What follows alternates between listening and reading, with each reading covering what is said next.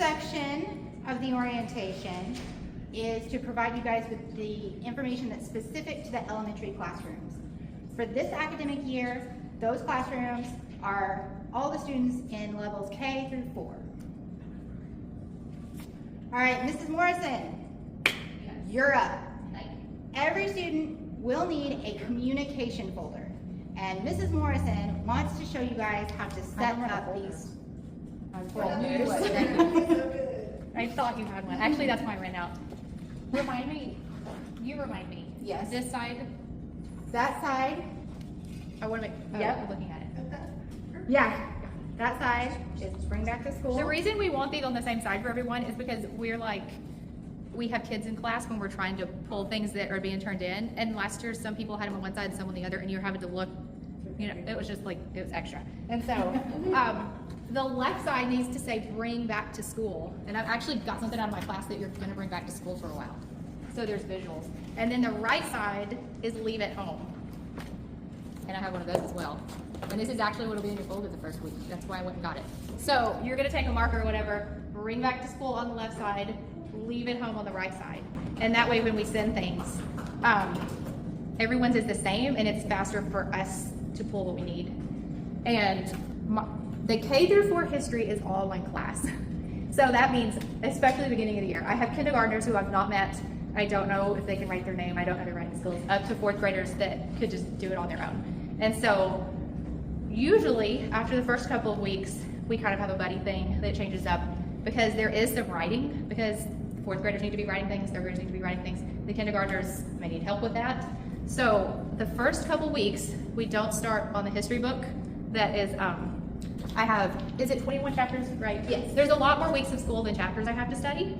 So our middle ages, we only have to do 21 chapters. So I usually start with a map because every week with middle ages, they do a map in class. So we do a few weeks of map skills. I can see who can write their name. I can see who would make good buddies, who maybe don't need to sit at the same table. And they're gonna look like this. And they're gonna be on the side of your folder that says leave at home because I'm gonna do them at school and I don't really need them back. Almost everything for history is gonna be leave at home because you read the chapters at home or you listen to them like if you're like we do. And then the sheets are usually coloring sheets for history because while they're coloring, we're talking about what they learned. I ask them a lot of questions, but I'm not gonna give a kindergartner or 1st grader a test about history. So they'll color it, we'll talk about it, it can stay with you at home. I don't need it back, it's a participation grade. Science is the opposite. There's a lot of things I can take grades for, like just that they did the work and that they put it together. So almost all of those are gonna be in the side that says bring back to school. And I actually have, you have a 1-inch binder on your supply list. That's for me to keep at school. And I'll keep putting their signs in there. They'll have a really nice notebook at the end of the school year. I should have brought mine down because it's like this thick. It's gonna be pretty heavy. And it's planned out for the whole year already. Like, you don't have to worry about it. If you'll bring it down before you leave, I'll show it to them. Mine does have, oh, she has last year's. Mine actually has the teacher pages in it too, so yours would be a little smaller, but it ends up being pretty big. But so that you get to see it, I was thinking probably at the end of each quarter, I'll send it home in their backpack one day with a little sticky note that says, please bring this back to me. Please don't keep it. And then I'll keep it for another quarter. You can see them after every quarter, see what they're up to, but not have it at home. Also, it's just huge to carry back and forth, and there's no need for it. So the first week, oh, one other thing. If you have like a kindergartner or a 1st grader who's not fully writing yet, when I send these home, we will have gone over them in class. So if there's things not filled out, it's probably because we discussed it, but I was like, don't worry about writing the words. And when you're going over it too, I really just wanted to know that you know how to use a map. Like the basics, we'll go over things the first few weeks before they start having to do bigger ones for history. So if you just read the questions and they answer them to you, you're not sending them back anyway. So I just like to know that they have the concept of it. And then the first several weeks of science are these books, because we're starting out very slow, and they're coloring like 2 pages a day. I actually have a lot of coloring, but if you're coloring something and thinking about it, you're thinking about it a lot longer while you color it than if someone reads it to you and you're done.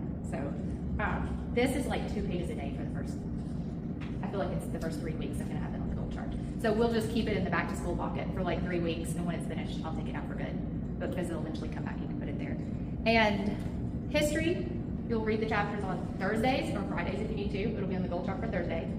Monday, I'll talk about them. Are they doing the maps Monday as well with the teachers? Yes. That'll be pretty much history all year. On short weeks, like if we don't have school on a Monday for me to talk about, history, I may do one of these maps again, because I have a few weeks that I can fit those in again, so we can discuss bigger parts of the maps. So if you just see those one week, don't be surprised. It was a short week.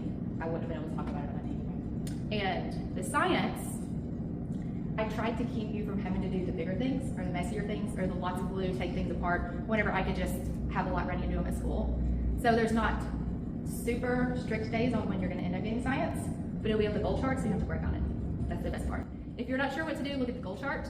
If the goal chart confuses you a little bit, look in the folder, because it probably just says something like parts of a map, and you'll say, oh, that's what that was.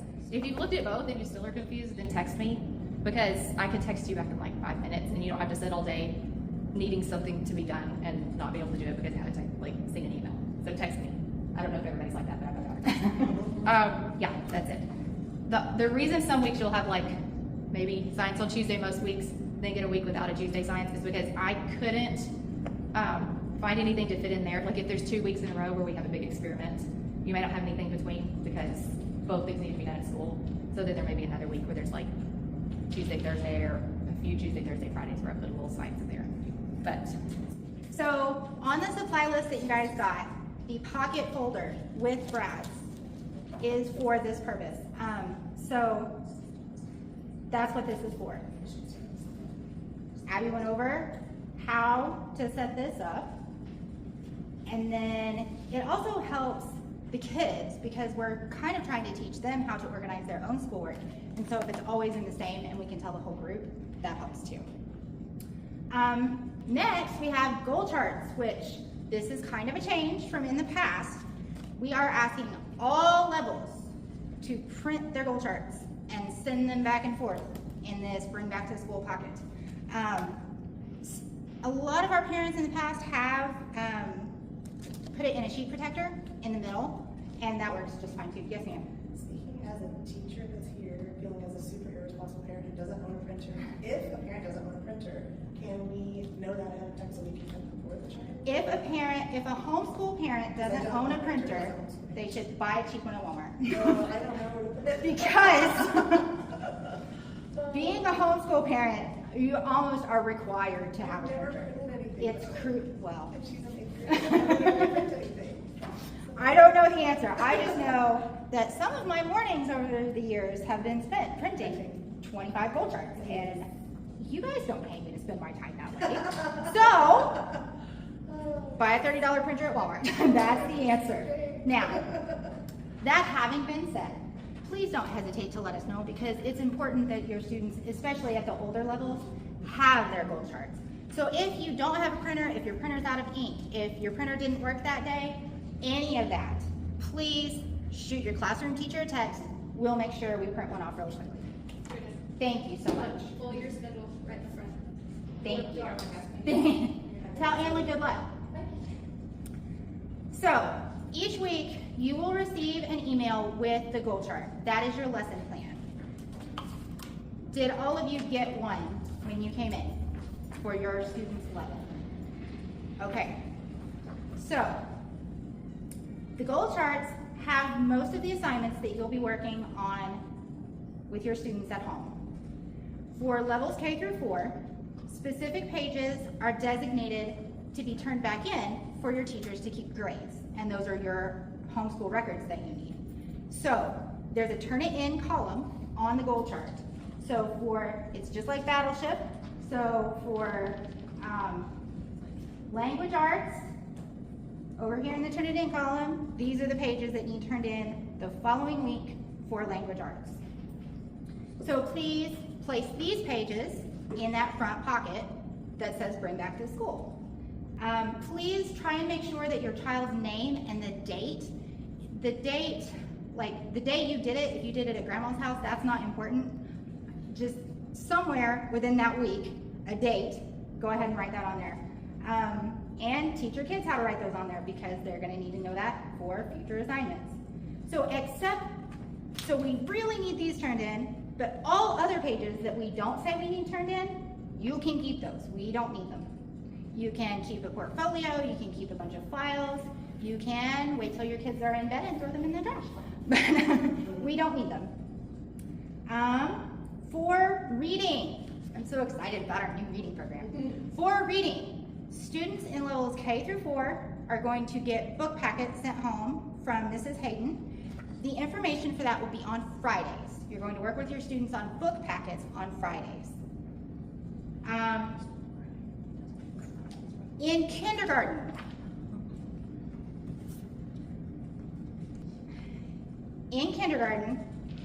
if you're starting with Reading Booster A at the very beginning, we're going to ask you to label your booster cards.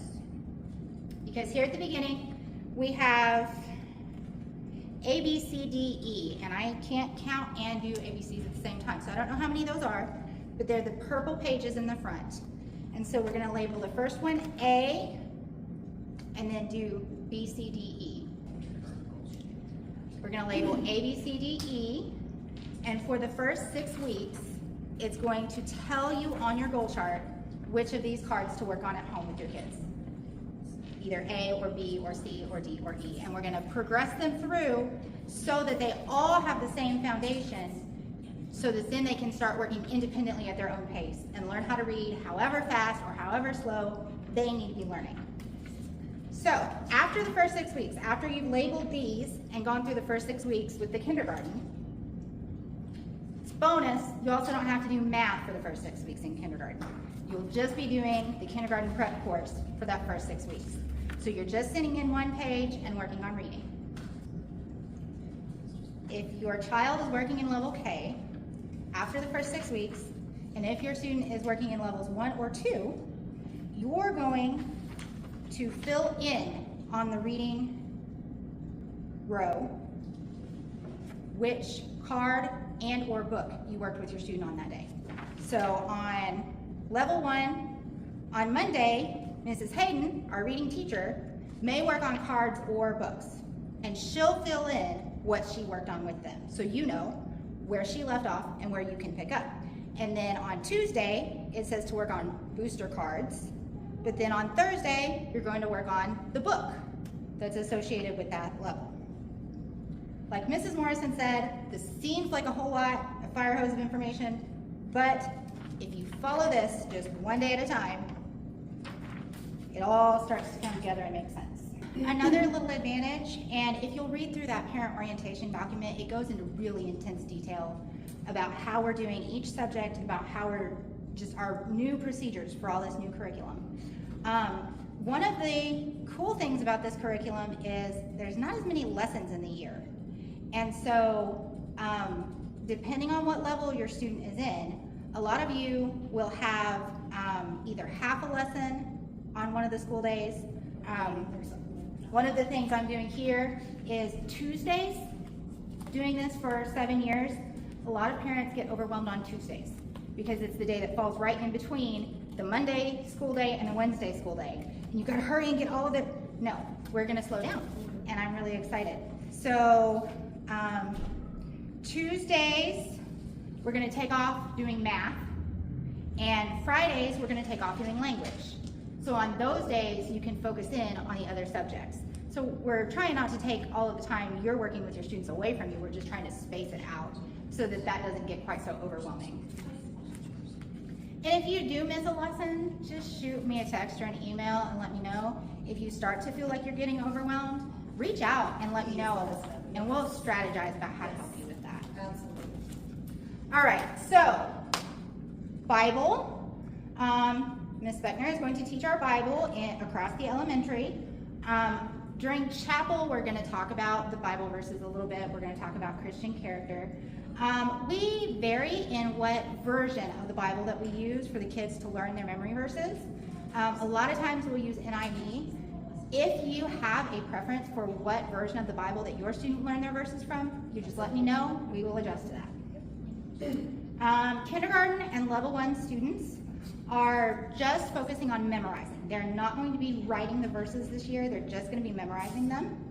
And that way they can focus on what the words mean as they're learning those. Students in levels 2 through 8 are going to receive points for writing in the Bible journal. And then this right here is how, the first week of school, I'm going to give your students a Bible journal for them to use to write their Bible verses. And then this is the setup. This is how we want them putting that in their Bible journal. Their grade that they receive for writing is based on whether or not they have it in there three times a week, the address, the date, and how neat it is. And the sheet protectors. We'll put a sheet protector into your students' communication folder with the Bible verses for the quarter in there, and then we will switch that out every quarter. So if you don't remember what verse we're on, it'll be in your students' communication folder. I did get a little ahead of myself. I got excited about the goal charts and all the new curriculum that we're doing. I did want to go ahead and mention on these goal charts, except for the blank spaces under the reading that we mentioned that you're going to need to fill those out.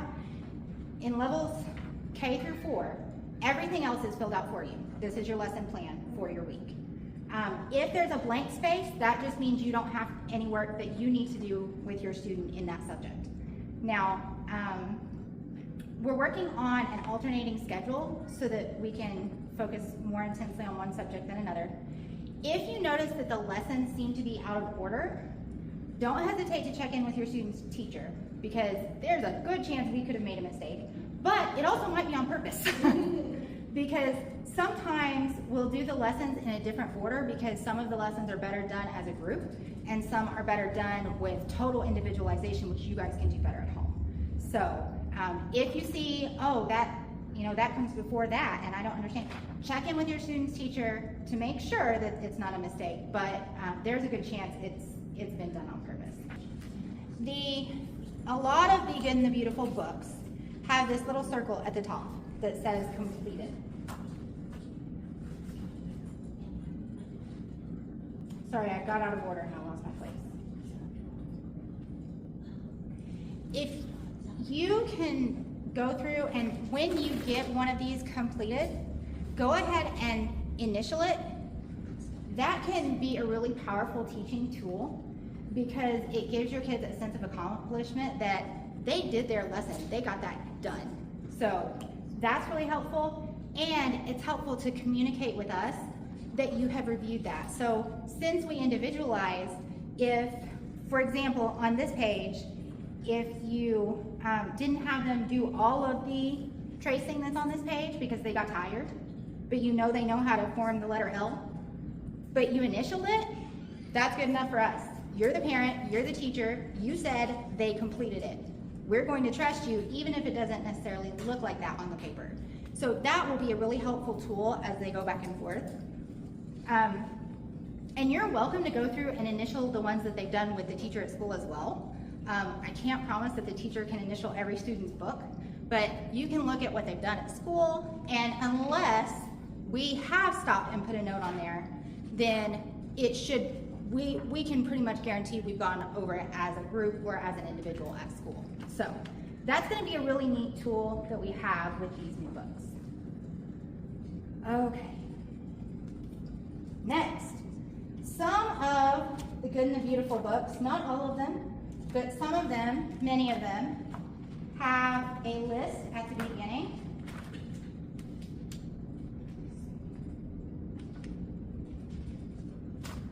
Okay. Something like supplies needed or extra supplies needed that you'll want to have on hand as you're teaching the lessons. Now, especially if it says extra supplies, these are just suggestions and recommendations so you can make adaptations as you need to. So if it says have 10 buttons and you don't sew like me, and you don't have 10 buttons, you can use 10 pennies instead. But there's a reason that they have those things listed, so you want to try and go through that and make sure you have something similar enough that you can use it as part of the lesson as you're teaching. You might think about keeping them all together in a small box near where you're going to be doing schoolwork. Then I wanted to let you know this is a little bit internal for us, but I kind of want to share with you as we're going through and developing the system with this new curriculum. In the math courses, the section that's marked review, that's meant for students to complete independently. So back when we were using Abeka, you would have like review work or class practice and the wording changed, but we're just kind of universally going to say in math, if it says review, that your students should be able to do independently, and you want to encourage them as much as possible. Then in the language courses, the sections that are marked independent practice are for students to complete independently and on their own. And then games and activities, that's going to be the fun part that you get to do with your students at home. And here at school, that will be fun because those will be group activities. And we'll make sure that each student gets the benefit of that lesson here at school. In the parent orientation information, there should be a list like this that basically tells you, these are school supplies you're going to need to have at home. We may have asked you to send some to school, but you're going to need those at home too. And you're pretty much always going to need those when you're teaching the kids at home. Extra items needed, check your course book. Some have a lot, some have none at all. Then, Abby mentioned this before she left, the kids who are new to school and maybe don't have cutting skills or full writing skills, feel free to help the kids and assist them as much as needed until they develop the mastery that they need to complete that independently. Now, while we don't focus on technology during their formative years, Good and the Beautiful curriculum does have a tiny bit that aids in the student learning. So these apps, and I may just come back to this so that we can, I can individualize with you guys. These two apps you're going to need while you're teaching lessons, and your students will use them while they're doing the lessons. First quarter, on your goal charts that you get in your email, there will be a link and a set of breadcrumbs. And breadcrumbs are the path that you need to take as you click the link and then start going to clicking in deeper into the website. So there's a link that should be working when you get that goal chart. So when you're going to teach your student the lesson at home, if you just pull up your goal chart on the PDF reader, then you can click that link and it'll take you straight to it on a computer. Also, I'm kind of recommending that everybody maybe just download the app onto their smartphone or tablet and have that to use with your kiddos while you're doing those particular lessons. And that's why I asked you to bring whatever device you would be using this evening, is so that if you want to go ahead and download that before you leave, if I can usually help figure out technology, and hopefully I can help you troubleshoot anything and make sure you already have your apps ready to go. The Letter Tiles app, if you would rather that your student use physical tiles rather than the screen for that, then they've got letter tiles on Amazon, christianbook.com, Mardell. You can pick those up pretty inexpensively. So if you prefer the physical tiles, that's absolutely fine, and you can just pick those up as you need to. All right. Okay, that's the end of my spiel. At the end of the document I sent you, there should be a link for a completion signature. So if you haven't read that yet, if you'll go in and read through that and then click the link. If you have already read it, if you'll go back in there at some point this week and click that you've been through all of this with me together, and you feel like you know what you're doing enough to get started, that would be lovely.